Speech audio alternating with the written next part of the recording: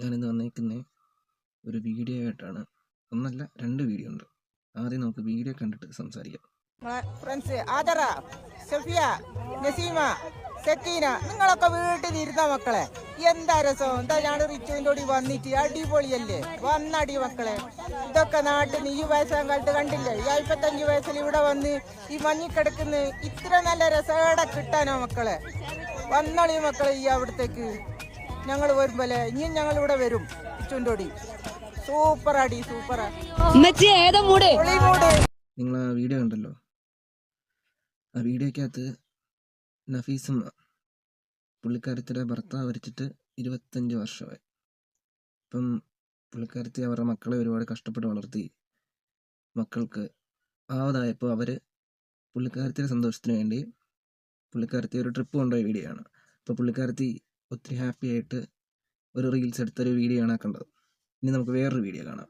25 വർഷം മുന്നേ ഭർത്താവ് മരിച്ച ഒരു വല്യമ്മ, 25 വർഷം മുന്നേ ഭർത്താവ് മരിച്ചിട്ടുണ്ട്. ഒരു വല്യമ്മ ഏതെങ്കിലും മൂലയിരുന്ന് സലാത്തും ദിക്റും ചെല്ലണീന് പകരം ഏതോ ഒരു അന്യ സ്റ്റേറ്റിലേക്ക് മഞ്ഞ് കളിക്കാൻ വേണ്ടി പോയതിന്റെ വീഡിയോസ് കണ്ടവരായിരിക്കും എൻ്റെ മുമ്പിലുള്ളവർ. മഞ്ഞ് വാരിങ്ങനെ ഇടാണ് മൂപ്പത്തി. ചിലപ്പോൾ അത് ഈ നാട്ടുകാരനെ ആവാൻ പറ്റും. എനിക്ക് വ്യക്തിപരമായി ആരോടും വിദ്വേഷമല്ല.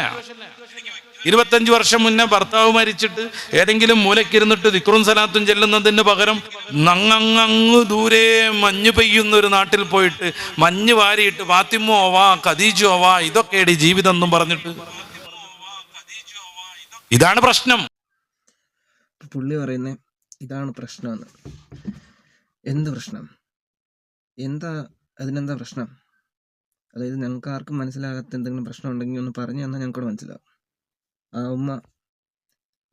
ഉമ്മയുടെ മോളുടെ കൂടെ ആഘോഷിക്കാൻ പോയതിന് തനിക്കെന്താ പ്രശ്നം?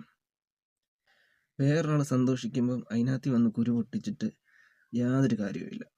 അതിനകത്ത് ഇപ്പം മതം പൊക്കി പിടിച്ചുകൊണ്ട് വന്നിട്ട് തനിക്ക് എന്താ കിട്ടും? ആ ഉമ്മ അങ്ങനെ സന്തോഷിച്ചിട്ടുണ്ടെങ്കിൽ അത് നല്ല കാര്യമല്ലേ? ആ പുള്ളിക്കാരത്തിൻ്റെ മക്കൾ ചെയ്ത നല്ല കാര്യമല്ലേ? ഇപ്പോൾ ഇവിടെ എത്ര എണ്ണമുണ്ട് സ്വന്തം അപ്പനെയും അമ്മയും കൊണ്ട് വൃദ്ധസദനത്തിലും അവിടെ ഇവിടെ കൊണ്ടാക്കിയിട്ട് പോകുന്നവർ.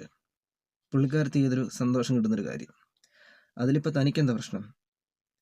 താൻ ഈ റീൽസ് കാണാൻ പോയിട്ടല്ലേ ഇത് കാണുന്നത്? ഇതും കാണാതിരുന്ന തനിക്കുള്ള പ്രശ്നമുണ്ടോ?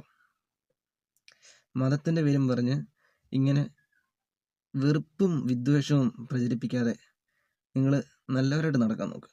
നല്ലവരായില്ലേലും വേണ്ടതല്ല. മറ്റുള്ളവർ സന്തോഷിക്കുമ്പോൾ അതിനകത്ത് വന്ന് കുരു പൊട്ടിക്കാതിരുന്നാൽ മതി. ഇത്ര പറയാനുള്ളൂ. ബാക്കിയൊക്കെ കിട്ടുന്നുണ്ടല്ലോ കമൻറ്റ് ബോക്സിലൊക്കെ.